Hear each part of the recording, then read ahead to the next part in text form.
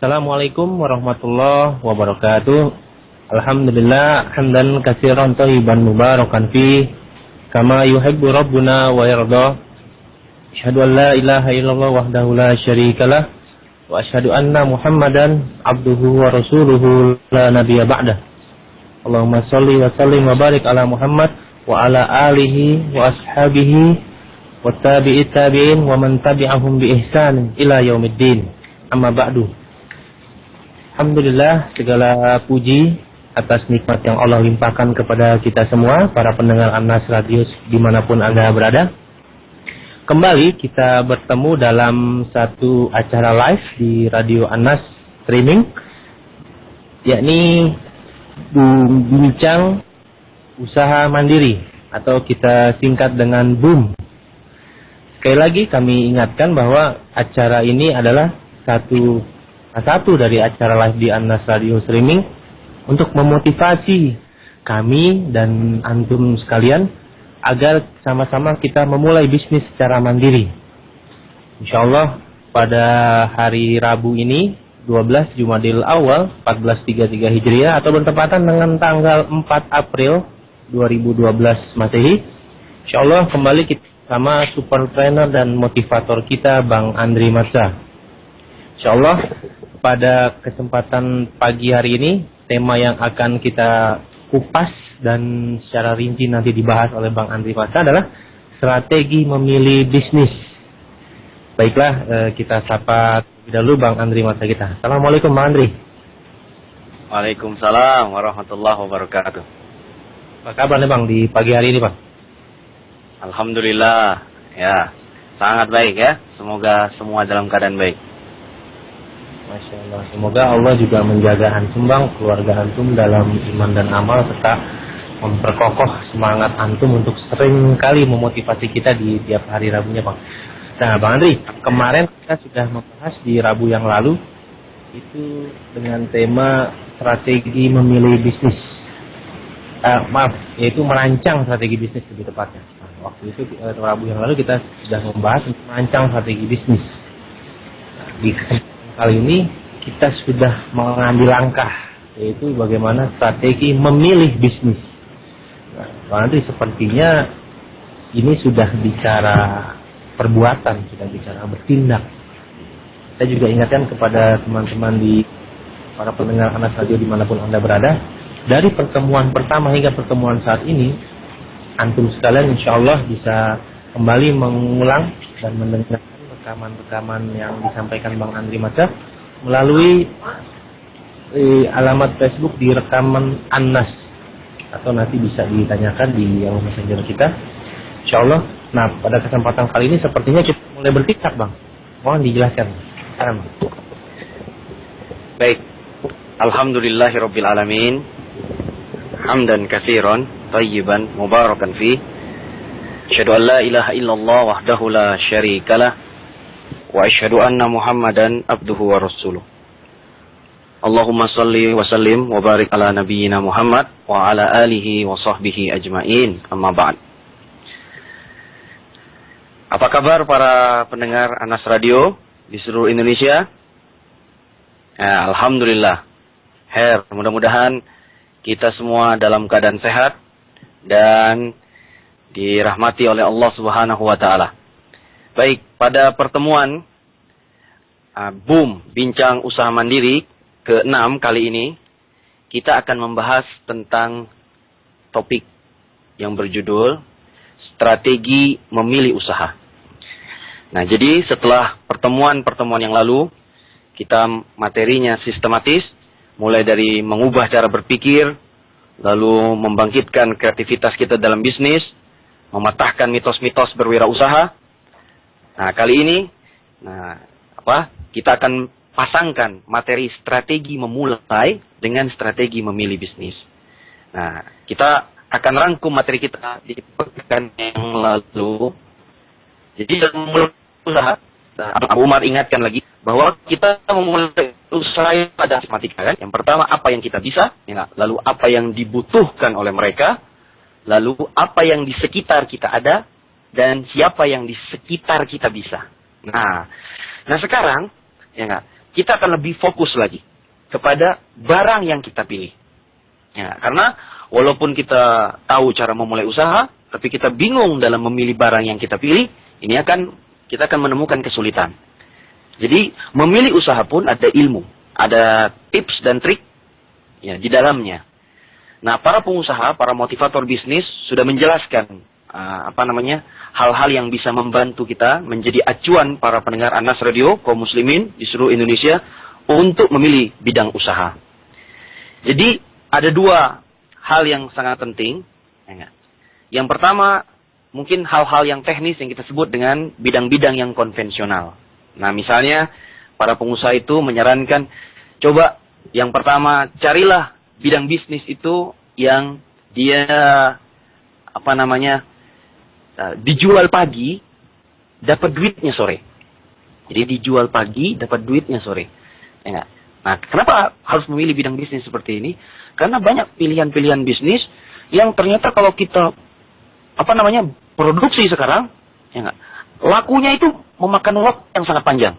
Nah, ini bagi para pemula, generasi muda yang memulai usaha, sepertinya akan kesulitan, ya enggak? Karena sudah menghabiskan banyak modal, tetapi barangnya itu lakunya memakan waktu yang sangat panjang. Nah, jadi tips yang pertama, carilah bisnis itu yang dijual pagi, dapat duitnya sore. Nah, banyak ya contohnya ya. Misalnya makanan, ya, minuman, ya enggak? Dan yang selainnya daripada itu, yang memudah kita untuk mendapatkan bidang-bidang bisnis. Lalu yang kedua, cari bisnis itu, kata para pengusaha, yang dia tidak dipatok atau dibanderol. Jadi cari produk-produk yang dia tidak dipatok atau dibanderol. Ya gak? Nah, jadi contohnya, banyak ya. Kan kalau misalnya kita jual beras itu dipatok. Ya gak? Coba kalau saya Bu Umar tanya, kalau beras 1 kilo harganya berapa? Nah, sudah ada ya kan patokannya. Tidak mungkin tiba-tiba beras itu 1 kilo 50.000. Atau 1 kilo tiba-tiba jadi 100.000 per kilo. Nah, ini namanya produk yang dia sudah dipatok atau dibanderol. Nah, coba kita para pengusaha muda, para pemulai usaha, coba cari bisnis-bisnis yang unik dan kreatif sehingga harganya itu bisa kita katrol dengan sendirinya. Dengan keunikan, dengan kreativitas, dengan perbedaan, nilai tambah yang ada pada produk kita. Seperti kemarin yang selalu Abang ingin kasih contoh, bubur ayam Mang Oyo, Nah, bubur ayam memang biasanya harganya mungkin 3.000 atau 5.000, tetapi harganya bisa kita naikkan jadi 15.000, jadi 20.000. Kenapa bubur ayam bisa setinggi itu? Karena ini dia. Ya, cari produk itu yang bisa dipatrol, dibanderol karena keunikannya. Nah, ini yang kedua. Lalu yang ketiga, cari produk juga yang kata para pengusaha itu produk yang dia punya nilai tambah karena kalau bahasa kita nilai kenyamanannya. Ya enggak? Jadi mudah direkayasa karena nilai kenyamanannya. Karena hari ini banyak produk-produk di lapangan ya. Sekarang bukan hanya mengandalkan yang namanya kemasan saja. Coba kita lihat contohnya Aqua. Aqua itu sama dengan produk-produk air yang lainnya. Sama-sama jual air. Tetapi kenapa orang lebih percaya Aqua? Ya, ini contoh saja ya, dibandingkan misalnya produk yang lain. Ya. Ternyata diteliti oleh para motivator bisnis, para pengusaha, ternyata ya ini dia. Bisnis hari ini itu bukan hanya menjual barang atau hanya sekedar kemasan, tetapi sudah menjual kita membeli itu nilai tambah dari sebuah produk. Sehingga Aqua ini dia menciptakan nilai tambah yang baru.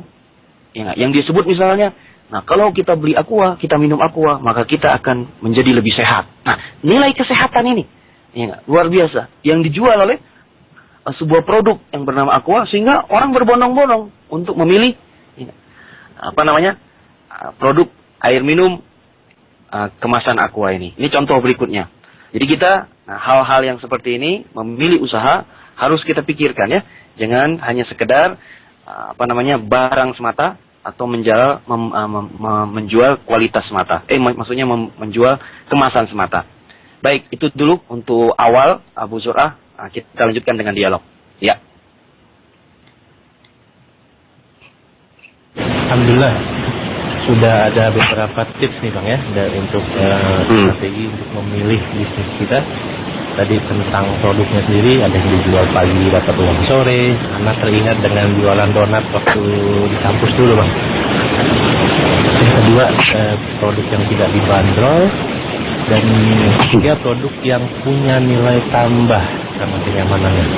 Nah Bang Andri, ini ada pertanyaan tentang kalimat kenyamanan tadi. Sekarang di banyak para toko atau jasa-jasa yang menjual beragam produk seperti Maret atau yang lainnya gitu. Nah itu mereka seringkali memberi nilai tambah, ya ini dari sisi kenyamanan. Bahkan ada sekarang dikenal dengan sebutan wisata belanja gitu. Nah mohon dijelaskan Bang, apa kesan berwisata ketika berbelanja atau membeli suatu barang itu pengaruhnya sangat besar sekali. Silakan Bang. Nah, alhamdulillah. Ini berarti moderator kita, Kang Angga Abu Zura, Masya Allah, sudah faqih ya, sudah paham terhadap materi yang kita bicarakan. Jadi nyaman yang dimaksud dalam bidang usaha itu maknanya sangat luas. Ya, bukan hanya sekedar sekedar tadi seperti kita enak berbelanja. Ya. Jadi bagaimana seorang pengusaha itu dia memikirkan nilai tambah itu yang namanya nilai kenyamanan itu dalam berbagai sudut pandang. Jadi misalnya para pengusaha mengatakan, coba pikirkan bagaimana para konsumen itu bisa membeli barang kita dengan menghemat waktunya. Ya kan begitu kan? Tidak antri, ya enggak. Mungkin ada sistem delivery service, ya enggak, pelayanan yang berlebih, ya enggak, sistem antar. Nah, ini namanya kenyamanan. Jadi kenyamanan itu tidak hanya sekedar enak kita berbelanja saja. Tapi ada nilai penghemat waktu di sana, ada nilai penghargaan. Ya, ya. Seperti mobil. Mobil itu sama kan? Semuanya mobil itu bannya ada 4. Ya enggak? Mulai mobil yang harganya di bawah 100 juta dengan yang di atas 100 juta, bahkan yang di atas 500 juta, bahkan yang 1 miliar. Tetapi apa perbedaan mobil dengan merek Mercedes atau BMW yang mahal harganya dengan yang mungkin di bawah 100-200 juta? Nah, ini dia yang disebut dengan nilai kenyamanan dalam pilihan bisnis. Jadi harga seseorang, prestise seseorang itu adalah termasuk pada nilai kenyamanan di dalam bisnis. Nilai kenyamanan di dalam bisnis. Begitu Abu Zur Angga. Allah jawabannya juga terakhir. Nah, Bang Andri udah ada pertanyaan nih di pagi-pagi hari ini dari Abdullah Sandi dari Medan. Apa yang perlu dipersiapkan oleh seorang yang ingin memulai usaha, yakni persiapan-persiapan yang teknis dan non teknis? Silakan Bang. Baik. Ya, agak keras ya suaranya. Baik, saudaraku Abdullah Sandi dari Medan, Sumatera Utara. Nah, ini beliau ini ya kemarin hampir sempat bertemu dengan Ana di Daurah Ustaz Zulkarnain di Medan ya. Jadi saudaraku Abdullah Sandi, sebenarnya ini pertemuan-pertemuan kita terdahulu ya enggak. Nah, selayaknya didengar ya untuk menambah hal-hal yang membuat kita mempersiapkan membuka usaha. Jadi mempersiapkan membuka usaha itu yang harus dipersiapkan ya ada namanya faktor teknis, ada namanya faktor non teknis, betul. Nah, faktor non teknis itu malah lebih penting sebenarnya. Ya, faktor non teknis itu pertama melibatkan mentalitas kita. Ya, mentalitas kita. Ya enggak. Jadi soal yang pertama keberanian kita, ya enggak. Lalu cara berpikir yang positif, ya enggak. Cara memandang ya pasar yang positif, ya enggak. Lalu yang berikutnya kreativitas kita, ya enggak, dalam membentuk usaha kita. Ini hal-hal yang mungkin harus diperhatikan dalam membangun usaha. Nah, sedangkan faktor teknis, kemarin juga sudah Bang Andri Abu Umar bicarakan yang disebut dengan 4P. 4P itu satu, ya enggak. P yang pertama adalah produknya. Ya enggak. Jadi produknya. Jadi misalnya Anda memilih sebuah usaha misalnya makanan, empek-empek. Nah, ini produknya, produk empek-empek ini. Apakah rasanya? Yang pertama, ya enggak, kualitasnya. Lalu yang berikutnya kemasannya. Ya enggak. Nah, ini kan produk ini. Ya. Lalu yang kedua, P yang kedua, place-nya. Nah, penempatan penjualannya. Di mana kita menjual? Ya enggak? Apakah strategis atau tidak? Ya enggak? Atau sesuai dengan ya enggak, segmentasi pasar yang kita pilih, itu akan menentukan produk kita itu laku dan tidak dijual. Bisa jadi karena penempatan place yang keliru atau tidak tepat. Lalu P yang ketiga adalah price, harganya. Nah, ini juga kita tidak boleh sembarangan. Bisa juga kita gagal di pasar itu karena kita kurang mempersiapkan harga dengan baik.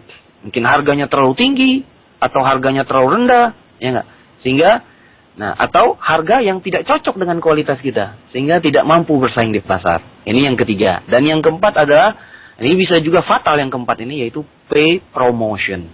Nah, promotion ini Masya Allah, ini pembicaraan promotion ini bisa 1 kali pertemuan ya enggak? Atau 2 kali pertemuan. Karena yang namanya promosi ini banyak. Ada promosi secara mouth to mouth, ya enggak, door to door, ada juga yang direct selling, direct marketing, ada juga yang menggunakan media communication. Nah, itu Masya Allah. Nah, itu pun disesuaikan dengan keadaan bisnis kita dan tentunya keadaan kantongnya keuangan kita masing-masing. Begitu Abu Zur'ah. Baik, alhamdulillah. Jazakallah khair. Abdullah Khalid sudah dijawab insyaallah. Yang kedua nih Bang, ada pertanyaan dari Abu Ayas di Cipayung.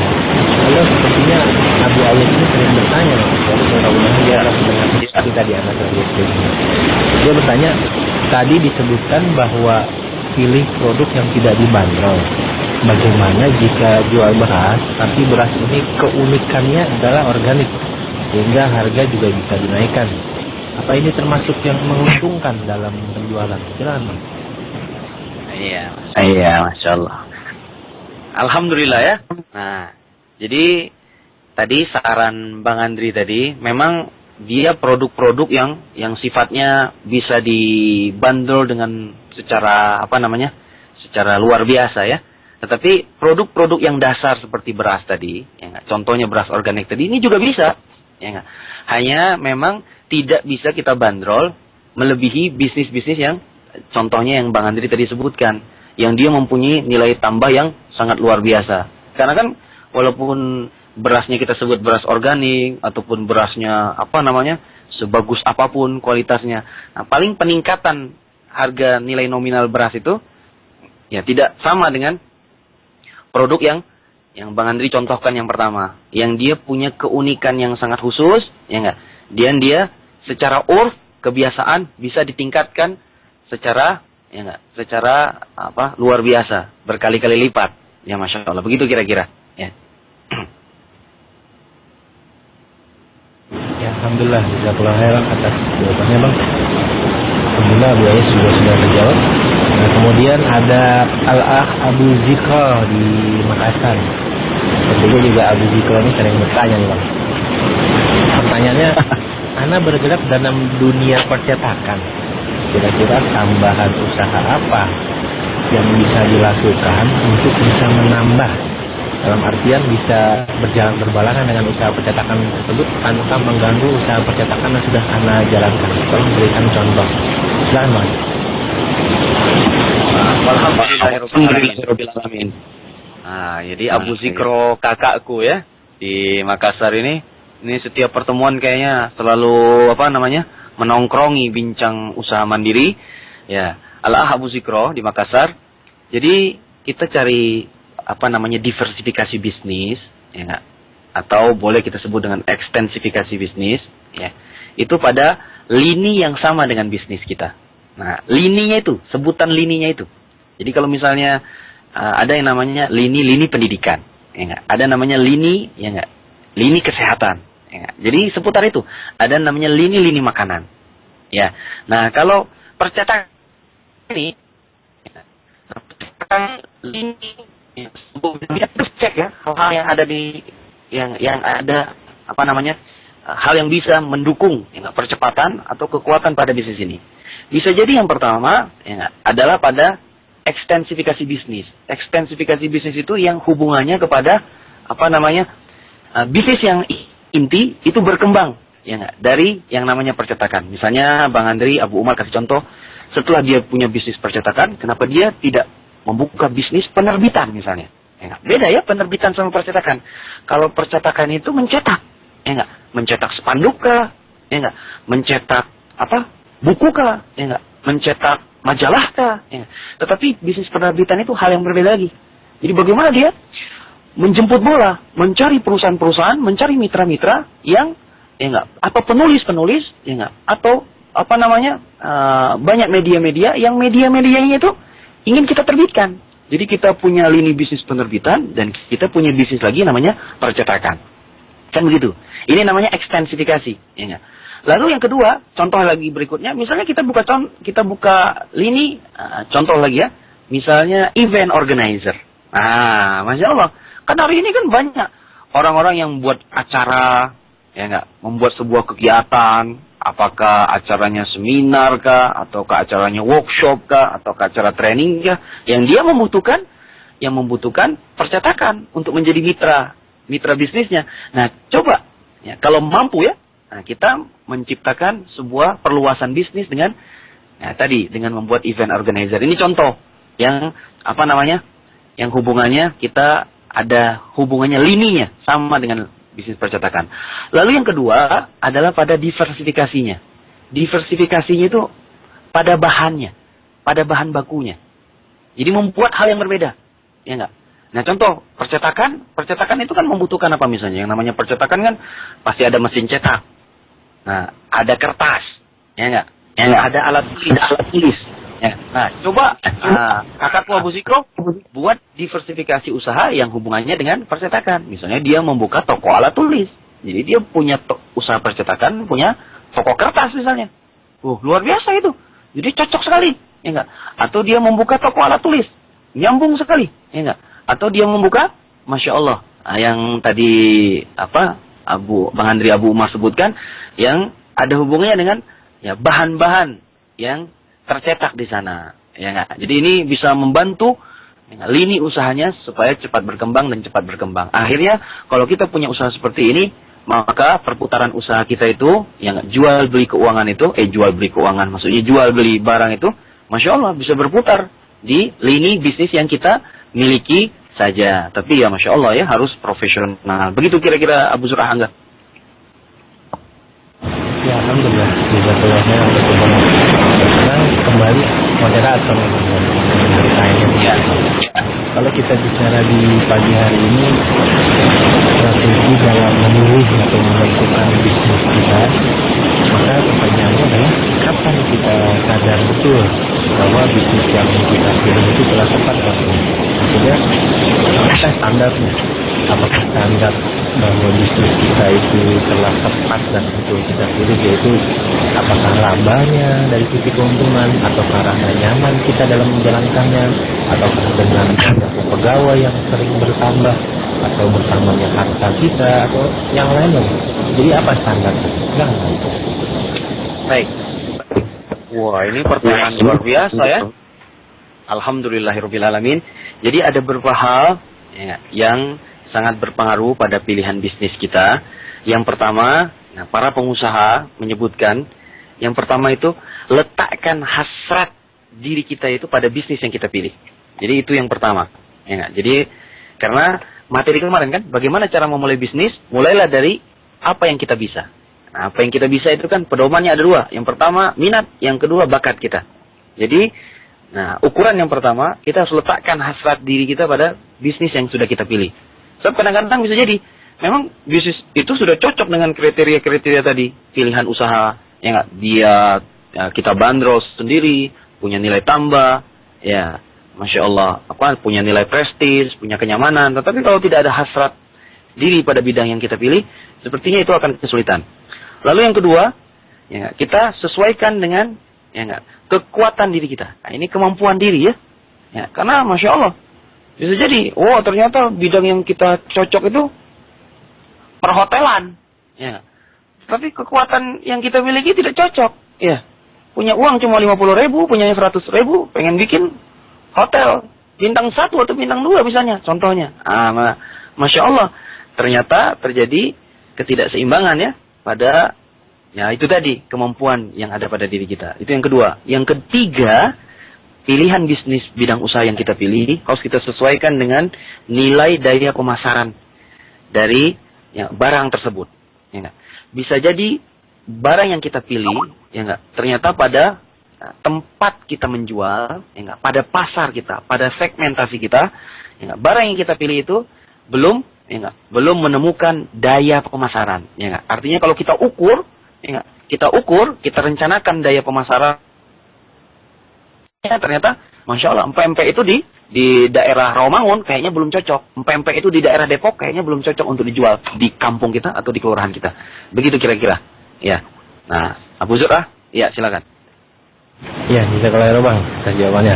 Nah, insya Allah para pendengar Anas Radio sekalian, kami persilahkan antum semua membuat pertanyaan, bisa lewat DM kami atau bisa melalui website Anas Radio yang telah disediakan ruang untuk bertanya.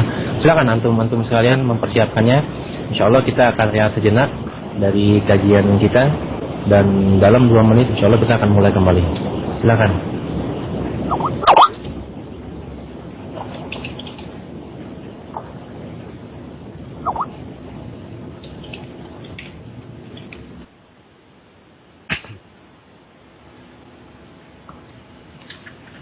Ya, alhamdulillah sudah kembali lagi kita bersama Bang Andri Masa di acara Bincang Usaha Mandiri Boom yang kita selenggarakan insya Allah di hari Rabu pukul 9 waktu Indonesia Barat.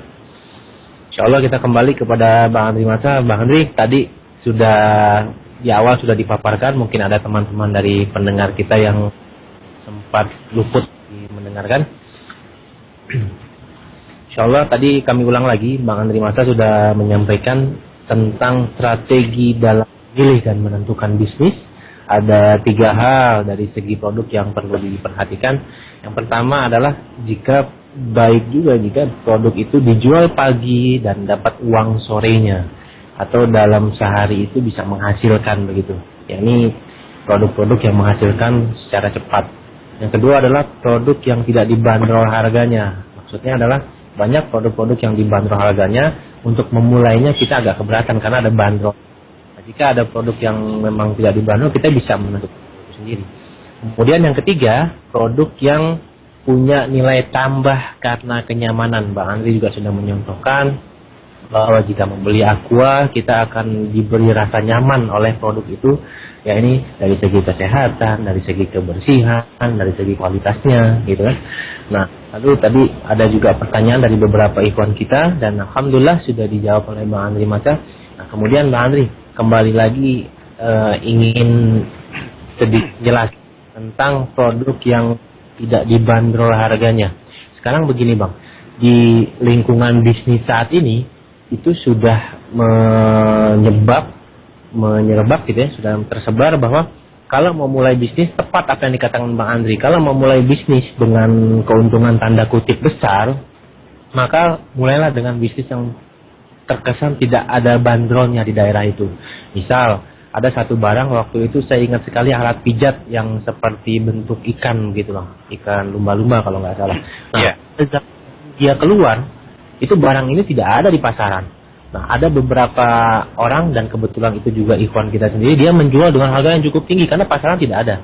Alat pijat yang bisa dilakukan secara sendirian tanpa membutuhkan orang lain gitu kan, dan rasanya juga sama, bahkan lebih menjangkau di tempat-tempat bagian tubuh yang tidak terjangkau. Nah, dengan alat pijat ini dia jual dengan harga tinggi dan alhamdulillah hasilnya memuaskan. Nah, tapi masalahnya ketika alat pijat ini sudah menyebar di beberapa daerah dan harganya pun dijatuhkan. Nah, pertanyaannya adalah apa solusinya Bang? Ketika kita sudah memulai dengan produk yang tidak dibanderol, lalu tiba-tiba produk itu menjadi dibanderol oleh para pedagang, lalu bandrol itu pun dijatuhkan. Apa solusi? Silakan Bang. Ya, alhamdulillahirabbil alamin. Itu ciri bahwa usaha kita itu sukses ya. Jadi usaha itu ya enggak di pasaran ya enggak, dia salah satunya ukurannya sukses itu kalau dia digugu ya, kalau dia ditiru ya enggak, ada pengikutnya ya enggak. Tadinya kita Masya Allah di suatu tempat kita jual empek-empek ya enggak.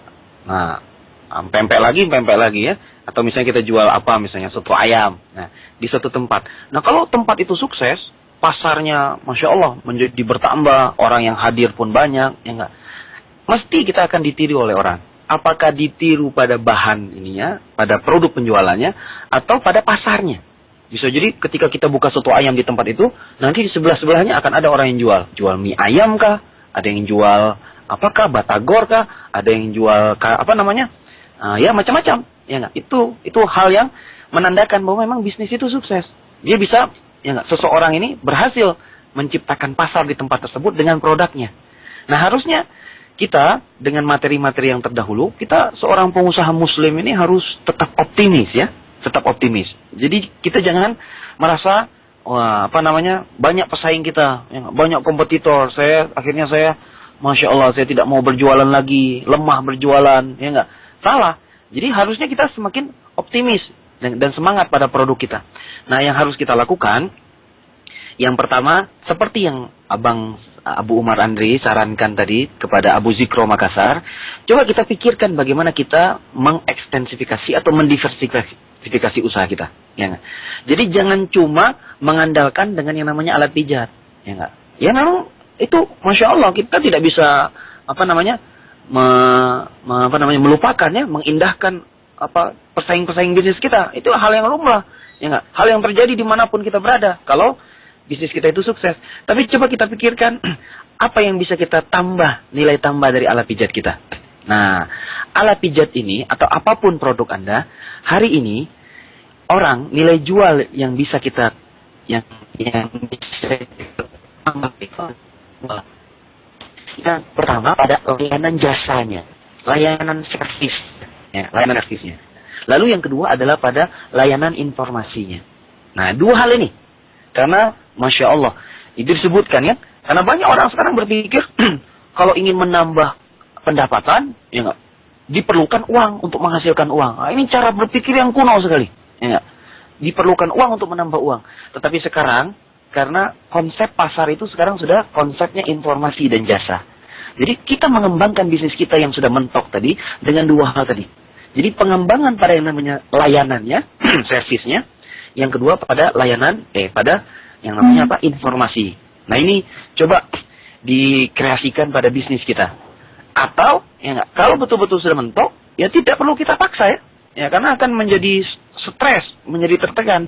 Bisa kita tambah seperti tadi, lini kita tadi, ya enggak, percetakan tadi kita tambah dengan kita buka toko alat tulis, kita buka dengan apa? Dengan membuka usaha penerbitan, ya enggak. Karena memang pengusaha itu seperti itu, ya enggak. Banyak contohnya. Ya para pengusaha besar, dia punya misalnya toko outlet sampai ada 5, 6, ya enggak. Di satu sisi ada waktunya, di tahun 2011 kemarin tokonya yang A, yang B meningkat sangat pesat, ya enggak. Lalu di akhir tahun usahanya itu menurun. Ya enggak. Nah, ternyata tahun 2012 ini ya enggak, dia membuka usaha baru. Jadi apa namanya? Subsidi silang ya. Ya enggak. Luar biasa. Ada juga para pengusaha itu, ya di Bandung ini, karena Bang Andri punya banyak mitra, banyak kenalan para pengusaha. Mereka bercerita, ada seorang pengusaha namanya Pak Peri Tristianto, yang disebut dengan Raja Factory Outlet Bandung. Dia punya belasan FO di kota Bandung ini. Namun dia bercerita, ya enggak, kata dia, Mas Andri, kadang-kadang usaha saya ini ada dari 11-an itu, kadang-kadang ada yang 3, 4, dia mendapatkan pendapatannya pada hari-hari kerja. Hari Senin sampai hari Kamis. Tapi ada juga yang dia mendapatkan pendapatannya pada hari-hari libur. Ya enggak? Hari-hari weekend. Jumat, Sabtu, dan Ahad. Ya Masya Allah, itu tidak mengapa. Tapi dengan begitu, ya enggak? Nah, ketika yang ini menurun, usaha yang di hari kerja menurun, itu bisa ditutupi dengan apa namanya? Dengan di hari libur. Masya Allah. Kadang ada yang sampai dia berkata itu, kadang-kadang pendapatan saya di hari libur itu menutupi seluruh kekurangan, ya enggak, kekurangan usaha saya di hari kerja. Bayangkan, jadi pendapatan di hari Sabtu Ahad itu menutupi seluruh kekurangan di hari Senin sampai Jumat atau Kamis. Kira-kira begitu. Nah, ini yang harus kita pikirkan, ya enggak, yaitu pada apa namanya? Kreativitas kita mengembangkan bisnis. Begitu Abu Zurah. Baik, terima kasih Bang. Ini ada pertanyaan Bang dari Al-Ah Abu Muhammad di Wonosobo. Bismillah, Karena alhamdulillah setengah tahun ini berbisnis online di Facebook. Produk yang saya jual seputar perlengkapan ibu dan anak. Pertanyaannya, gimana caranya bersaing dengan yang lain dan seputar perlengkapan ibu dan anak ini? Karena yang lain itu jual dengan harga yang lebih murah, padahal Anda juga menjual harga segitu, labanya itu terlalu mepet begitu. Silakan Bang Andri. Iya. Baik ya. Jadi yang namanya Abu Muhammad di Wonosobo ini bisnis online ini ya enggak, karena kekuatannya pada informasi ya dan networking, jadi komunitas ya. Jadi sebaiknya kalau kita menjual produk itu kita harus pilih dulu segmentasi dan targetnya ya. Kalau segmentasi dan target kita memang cocok di harga tersebut, pasarnya, kita main di harga itu dan kita main di pasar tersebut. Tapi kalau tidak cocok, ya enggak. Nah, kita bisa pindah ya. Karena Masya Allah yang namanya di dunia maya ini, di online ini, komunitas itu banyak. Ya, komunitas itu banyak. Jadi, harga itu menyesuaikan dengan komunitas. Ya, mungkin di segmen tersebut, harga kita itu sudah tidak cocok lagi. Ya, karena Masya Allah, apakah kompetitor yang sudah menambah, sudah bertambah, ya enggak, kualitas barang kompetitor kita juga sudah bagus ya. Nah, kalau kita memaksakan tetap di komunitas itu ya, maka akan terjadilah kesulitan dalam kita menjual barang kita. Nah, makanya Bang Andri Abu sarankan, coba ubah cara bergaul ya. Jadi ingat materi kita yang pertama 4U itu, ubah cara berpikir, ubah cara belajar, ubah cara berkomunikasi dan bergaul. Nih komunikasi ini dan pergaulan ini. Jadi coba ganti komunitas atau tambah komunitas sehingga kita punya networking yang berbeda, ya enggak? Yang sesuai dengan lini bisnis kita. Begitu kira-kira Abu Zur'ah. Baik, jazakallahu khairan atas pertanyaan Bang Andri. Ini ada pertanyaan dari webmaster Ahmad Stadium Bang Haca di Jakarta. Bang Andri, kemarin kata Bang, orang yang mengetahui tentang SWOT merupakan nilai tambah buat mereka yang mengunggul. Nah, tadi saya sudah melakukan analisa SWOT. Saya sudah lagi untuk bagi bisnis. Buat itu tinggi karena pikiran modalnya yang besar. Padahal peluang usaha itu ya bagus karena peluang usaha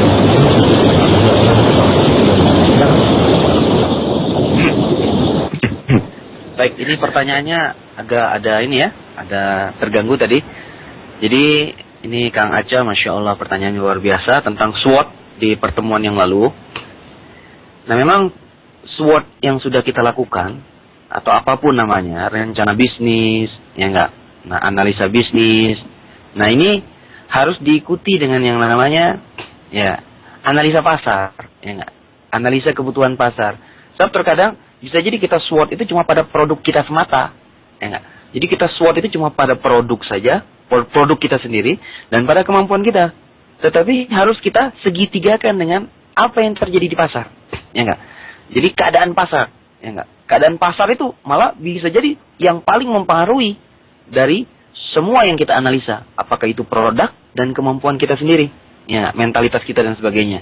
Jadi ini tolong dipahami dengan baik, karena memang dalam ada para pengusaha itu menyebutkan sedikit kaidah ya. Memang kalau semakin banyak tahu itu semakin takut. Ya, subhanallah. Kan begitu kan? Ya enggak. Jadi luar biasa. Kita lihat para pengusaha-pengusaha yang berani, yang mulai bisnisnya dari nol, kadang-kadang pendidikannya rendah. Ya. Ada yang nggak tamat SD, ada yang nggak tamat SMP, ada yang nggak tamat SMA, ya enggak. Tetapi Masya Allah, maka mereka yang menjadikan komrad. Nah, Bang Andri Abu Umar tanya kepada mereka-mereka ini, Bob Sadino, ini guru-guru saya dahulu. Saya tanya, ya enggak, Bob Sadino itu berkata, ya enggak, dia memberikan kaidah. Kata beliau, semakin banyak tahu, semakin banyak merencanakan bisnis, ya enggak, itu semakin membuat kita takut.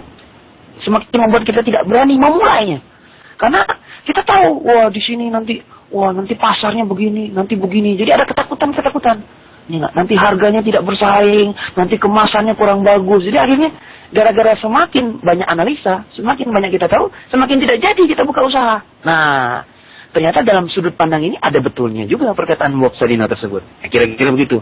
Maka, nah saran Bang Andri Abu Umar, selain kita mensuat usaha kita, ya, kita harus mendampingi usaha kita itu dengan keberanian, ya enggak? Dengan orang-orang di sekeliling kita, apakah itu guru dan sahabat kita, yang membuat kita berani membuka usaha.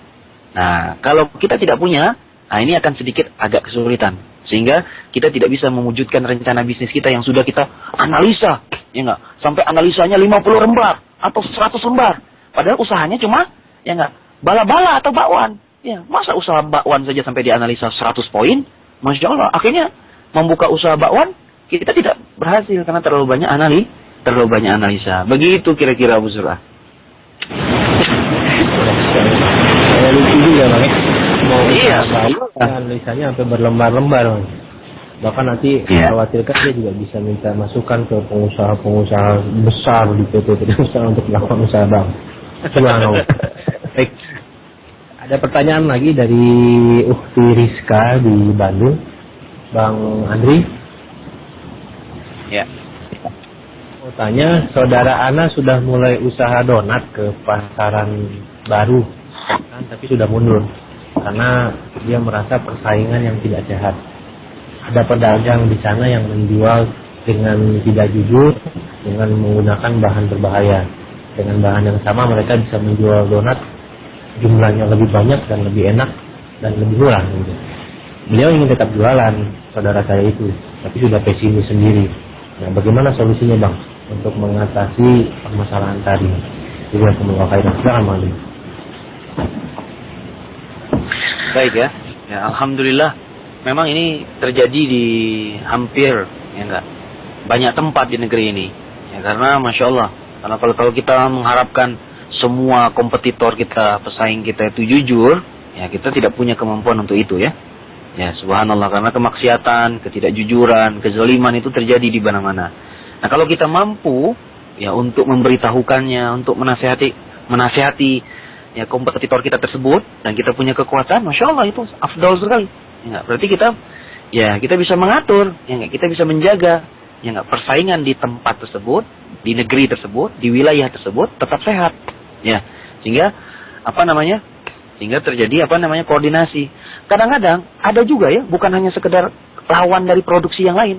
Kadang-kadang ada juga pengusaha ini, misalnya pengusaha donat nih, ya, Bang Andri ambil contoh, di Bandung ini terjadi, ya enggak?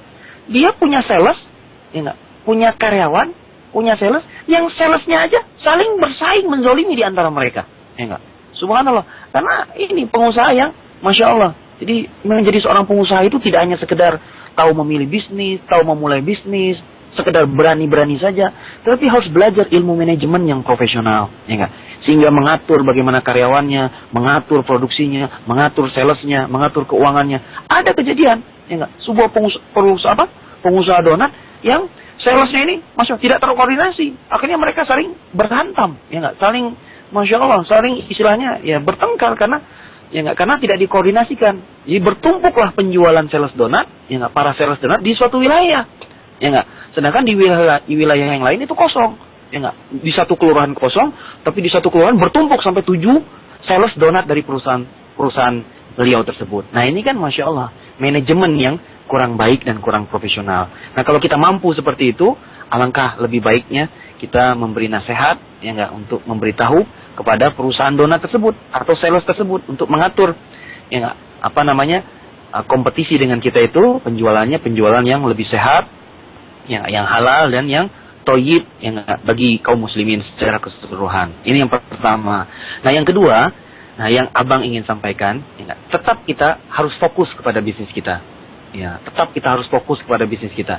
Ya samalah, subhanallah, seperti kita, masya Allah, kita beragama, kita beramal di atas sunnah. Bisa jadi kan di tengah-tengah keluarga kita tidak semuanya yang sama dengan kita, ya enggak. Mungkin kita di atas sunnah, tapi di sekeliling kita, masya Allah, mungkin belum paham atau masih jahil pada yang namanya Islam dan sunnah yang lurus.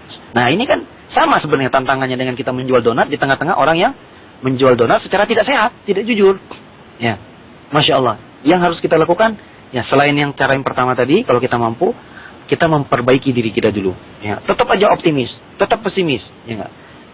Tingkatkan motivasi kita, ya enggak. Saudaranya Ukti Rizka tadi untuk memperbaiki mentalitasnya menjadi, ya enggak, menjadi lebih optimis pada dagangannya. Mungkin dia lebih semangat, mungkin dia lebih bekerja keras, mengubah kemasan bisnisnya, mengubah layanan bisnisnya, sehingga kaum muslimin itu akan menerima, ya enggak, bahwa bisnis kita itu betul-betul profesional, ya enggak. Jadi walaupun Masya Allah bisnis-bisnis yang tidak sehat itu sekarang berjamur, ya, banyak di wilayah tersebut, tetapi kita tetap bisa eksis karena Masya Allah, ya enggak, dengan kejujuran kita dan Masya Allah kita bertawakal kepada Allah Subhanahu Wa Taala, kita tetap yakin bahwa bisnis kita, bisnis donat ini tetap bisa berlanjut. Begitu kira-kira. Jadi jangan pernah ragu dan pernah kehilangan semangat kita. Ya.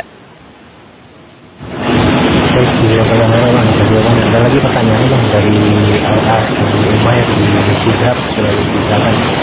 Ana seorang PNS, Ana memiliki hobi tanaman hias. Kalau mau memulai bisnis ini, mohon tipsnya. Kebetulan Ana keluar kantor itu melakukan sore. Bagian dari keterbatasan Ana yang memulai bisnis. Ana mohon saran dari pemerintah. Baik, Abu Umair di Sidrap, Sulawesi Selatan. Jadi saran Bang Andri Abu Umar, ya enggak, kalau kita sudah ketemu minat kita atau hobi kita, coba kita mulai sesuai kemampuan kita.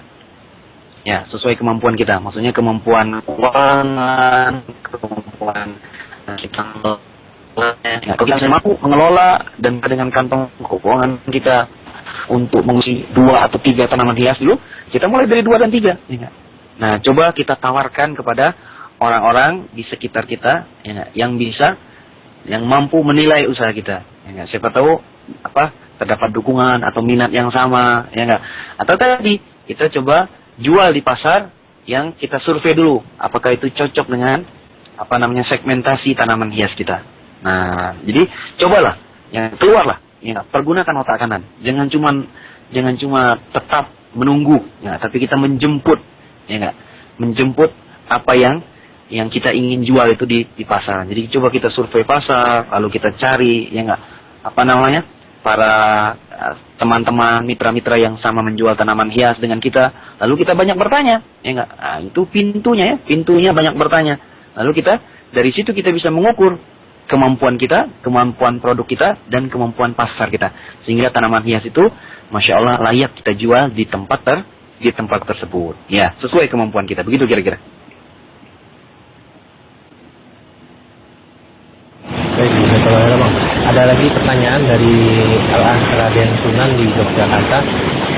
Mengenai bisnis yang cocok untuk ibu muda apa, Bang? Dengan kesibukan mengurus balita dan segala keterbatasannya. Baik, Alhamdulillah. Nah, ini buat ibu ya, ibu-ibu. Jadi para pengusaha seperti ya ini Bang Andri juga lagi memegang buku-buku bisnis ya. Ada buku bisnis yang judulnya bisnis rumahan, ya enggak? Atau ada yang judulnya bisnis sampingan, ya enggak? Nah, ternyata yang cocok ya bagi ibu-ibu kaum muslimin, ya enggak? Biar juga meminimalisir supaya tidak tidak banyak ya enggak untuk keluar rumah, ya enggak? Sehingga bercampur dengan dengan orang yang bukan mahramnya dan yang sebagainya. Nah, kita jaga bisnis kita itu, ya enggak, kita mulai dengan yang namanya bisnis rumahan. Nah, bisnis rumahan ini banyak contohnya ya. Kita lihat yang kemarin itu. Kita mulai dari apa yang kita bisa. Nah, coba ibu-ibu ya enggak, itu melihat ya, apa yang hobi yang ada pada dirinya, skill yang ada pada dirinya. Apakah itu skill menjahit, ya enggak? Kan menjahit bisa di rumah kan?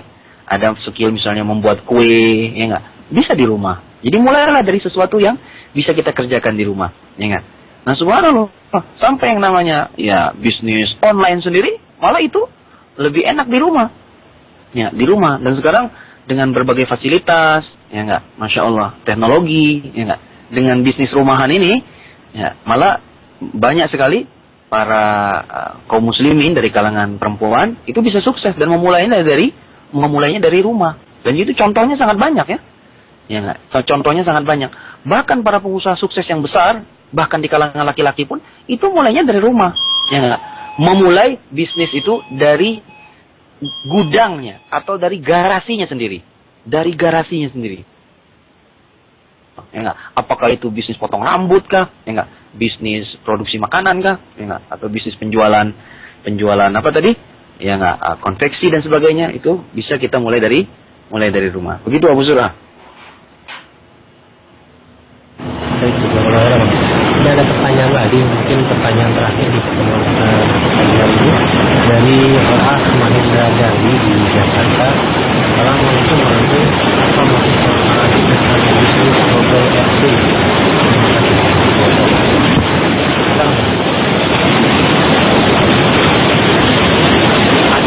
Ada boleh diulangi lagi? Ya, pertanyaannya apa masukan Bang Henry tentang bisnis Google AdSense, Bang? Jadi bisnis Google AdSense itu maksudnya pasang iklan di Google di website kita sendiri, begitu. Dimana setiap ada yang klik kita dapat komisi, begitu. Silakan, Bang. Masya Allah ya.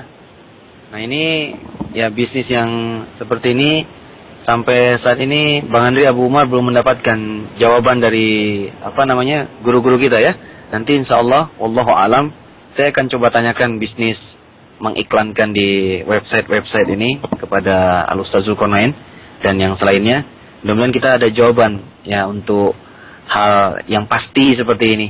Ya, karena memang kadang-kadang kalau logikanya kalau hanya sekedar mengiklankan di tempat orang sih bisa-bisa aja, biasa-biasa aja, ya enggak. Tetapi sifatnya yang sudah multiple kan nih seperti ini, ya enggak. Multi marketing kan, ya enggak. Jadi ada subhanallah, ada nilai-nilai multi levelnya di sini. Jadi ketika kita klik itu kita dapat duit. Yang kita klik kita dapat duit, ya enggak. Subhanallah. Bahkan kita bisa merekomendasikan itu kepada orang, ya enggak. Nah, ini bisa berjaring-jaring seperti ini. Nah, mungkin Masya Allah harus kita tanyakan terlebih dahulu. Ya, Allahu Ta'ala alam. Begitu kira-kira Abu Zur'ah. Ya, ini juga buat para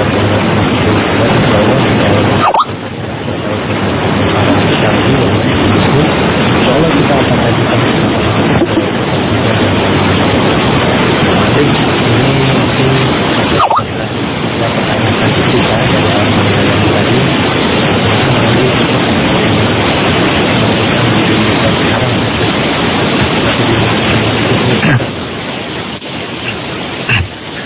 Ya, baik ya.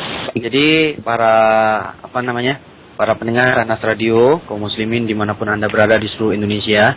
Jadi kita tadi sudah mendengarkan beberapa strategi dalam memilih bisnis, ya nggak? Strategi dalam memilih bisnis. Walaupun memang ada beberapa lagi tambahan diantaranya dari para pengusaha. Misalnya contohnya, pilihlah bisnis itu yang dia bayar di muka, ya nggak? Bayar di muka dan ya nggak? Ngebayarnya itu belakangan. Ya, jadi kita dapat uang itu di muka. Layaknya kita beli tiket kereta api. Kalau beli tiket kereta api kan beli tiket dulu apa naik kereta api dulu? Kita beli tiket dulu kan, baru ya nggak? Baru kita masuk kereta apinya. Nah, ini juga salah satu strategi memilih bisnis. Lalu strategi memilih bisnis yang berikutnya, cari bisnis itu yang rentang waktu jualnya itu sepanjang hari. Ya nggak? Jadi bukan pada hal-hal tertentu saja, pada waktu khusus. Tapi kalau bisa, ya nggak? Rentang waktu jualnya itu banyak. Makanya kita lihat beberapa minimarket sekarang sudah jual 24 jam, ya enggak? Kenapa? Karena Masya Allah, bisa jadi ya ada orang-orang yang membeli produk kita itu, ya enggak? Bukan hanya di pagi hari, bukan hanya di siang hari, bukan hanya di sore hari, juga di malam hari. Nah, ini perhatikan bagaimana memilih bisnis yang tepat. Dan tadi saran Bang Andri, cocokkan 3 hal, ya enggak? Sebelum kita, pada saat kita memilih bidang bisnis. Yang pertama, cocokkan hasrat diri kita kepada bidang bisnis tersebut. Ya enggak? Karena ini penting. Ya, kalau kita tidak ada hatinya di bisnis itu, di bidang itu, tidak ada cinta, maka Masya Allah, kita akan lemah motivasi kita. Ya, tapi kalau kita punya rasa suka, ya, punya rasa hasrat, punya semangat pada produk yang kita jual, maka Masya Allah, yang berat itu jadi ringan. Ya, dengan cinta itu yang berat itu jadi ringan. Masya Allah, sama dengan kita beramal dan beribadah. Ya, sholat yang berat itu mungkin bagi sebagian orang yang subhanallah jadi ringan. Puasa itu berat itu jadi ringan. Jadi letakkan hasrat dan kesukaan pada bidang yang kita pilih. Yang kedua, tadi jangan lupa sesuaikan dengan kemampuan dan kekuatan kita. Ya, sesuaikan dengan kemampuan dan kekuatan kita. Jadi cocok dengan materi SWOT yang Abang Abu Mas sampaikan di waktu yang lalu. Dan yang ketiga, jangan lupa cocokkan dengan nilai daya pemasarannya pada produk yang akan kita jual. Nah, jadi insya Allah di pekan yang akan datang kita akan lebih fokus lagi, ya nggak? Mempelajari materi tentang pemasaran, marketing, dan materi tentang selling, penjualan. Nah, ini akan kita kupas tuntas. Apa saja mitos-mitos pemasaran, apa saja mitos-mitos penjualan, dan mungkin ini akan kita bahas dalam 2 kali atau 3 kali pertemuan. Akan seru sekali. Selalu, ya nggak, berjaga-jaga di Bincang Usaha Mandiri setiap hari Rabu jam 9 pagi di seluruh Indonesia. Sekian, terima kasih. Subhanakallahumma bihamdik, asyhadu an la ilaha illa anta, astaghfiruka wa atubu ilaik. Walhamdulillahi rabbil alamin. Ya, alhamdulillah.